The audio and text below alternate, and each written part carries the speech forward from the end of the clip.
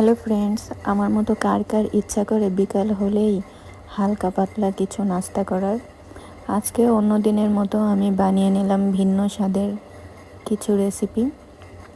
আজকে আমি chicken fry আর French fry করব। তার জন্য আমি চিকেনগুলো অনেক পাতলা করে কেটে নিয়েছি। এখানে আদা রসুন পেস্ট, তারপর হলুদ গুঁড়া, মরিচ গুঁড়া, লবণ দিয়ে মিক্সড করে নিয়েছি। এর ভিতর আমি একটু আটা দিয়ে দেব। আটাগুলো এর সাথে ভালো করে মিশিয়ে নেব। এই তো মিশিয়ে নিয়েছি। এখন আমি চুলায় বসিয়ে দেব একটি কড়াইতে পরিমাণ মতো তেল দিয়ে দিয়েছি। মিডিয়াম আঁচে রাখবো। ডুবো তেলে আমি এক এক করে চিকেন ফ্রাইগুলো করে নেব। ফ্রাই হয়ে গেলে আমি একটি পাত্রে উঠিয়ে রাখবো। ফ্রাইগুলো কিন্তু অনেক মচমচে হয়েছে, অনেক টেস্টও হয়েছে। অন্যদিকে আমি ফ্রেঞ্চ ফ্রাই করে নেব।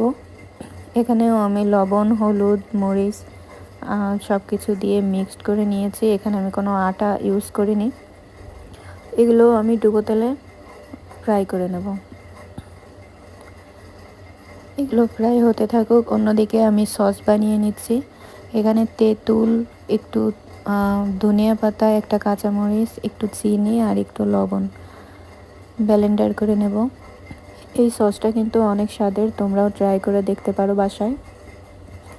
এরকম হয়েছে। তেঁতুলটা আমার পুরনো তেঁতুল, যার কারণে কালারটা একটু ডার্ক এসেছে, কিন্তু টেস্টটা কিন্তু অনেক ভালো। এই তো হয়ে গেছে আমার বিকালের নাস্তা।